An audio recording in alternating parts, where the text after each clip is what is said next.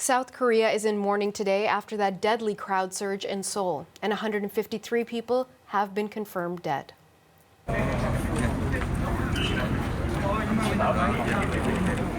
Mourners gathered to pay tribute to the victims of the site of the tragedy. The surge happened during Halloween celebrations in a busy entertainment district of Seoul. CNN's Will Ripley is in Seoul and has the latest from where the surge took place. The details that are emerging as we speak with witnesses and we speak with first responders, just truly horrifying. I spoke with a first responder just within the last hour or so who described arriving on the scene and finding this narrow alleyway, essentially with about 10 rows of human faces. That was all that was visible. So just imagine, about 6.5, 7 feet wide, face after face after face. You can't see their hands, can't see their bodies, stacked up 10 people high.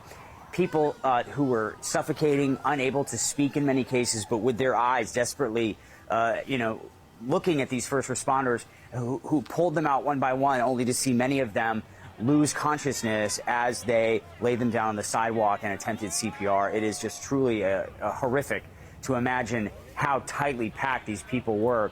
Behind me, behind this police tape here, this is the area where the most people died. This area, and then the small alleyway that kind of goes off to the right at the end there. And you can see the piles of trash, which include pieces of Halloween costumes, people's shoes.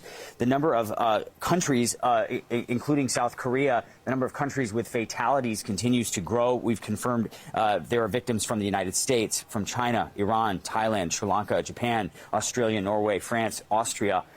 The breakdown of the at least 153 dead include 97 women, 56 men. And they're still, of course, trying to identify some of them. People who were under 17 didn't have government-issued IDs. It's making the identification process pretty difficult, but they're getting closer now, Natasha, to notifying all those families. There were more than 4,000, more than 4,100 missing persons reports, about 100,000 people out here on Friday night for Halloween festivities. Tonight was supposed to be another busy night, but obviously, as you can see, everything is shut down. People who were out here last night, most of them have said they want nothing to do with being here and maybe for quite some time, understandably. As you said, Will, this is just horrifying as more and more details emerge. But at the end of the day, the question becomes, who was responsible for this? What are we hearing in terms of the investigation?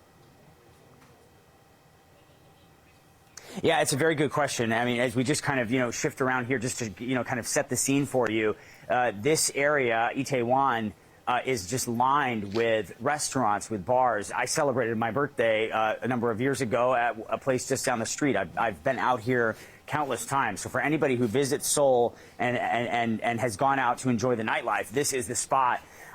And on Halloween, it is always one of their biggest nights, especially this one, because it was, the first time in 3 years people didn't have to wear masks and there weren't limits on group gatherings because of COVID. And so people were coming out here in numbers that perhaps exceeded even the predictions of the police. But, and this is a big but, there were signs hours before this fatal incident that these crowds that were packing in here were getting out of control. And there is a police station within a very short walking distance from this location where so many people died.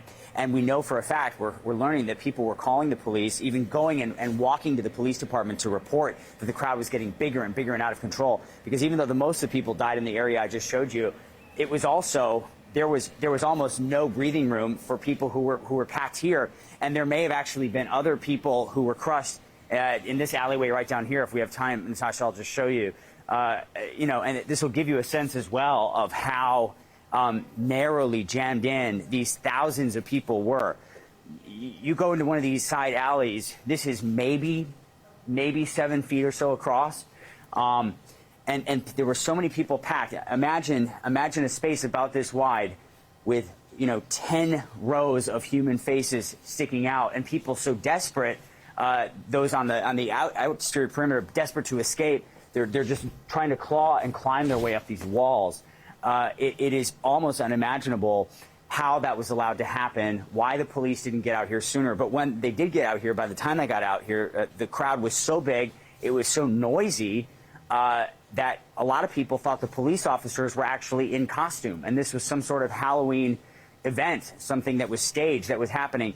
It didn't really sink in that this was a very serious situation for many hours later, which is why just a short distance from here, where so many people died, there were still parties going on for hours into the evening last night. But certainly none of that happening here tonight. This entire area is closed down. South Korea is in mourning, and this major investigation, this reckoning, if you will, is underway to make sure that something like this cannot happen again. CNN's Will Ripley reporting for us from Seoul, South Korea.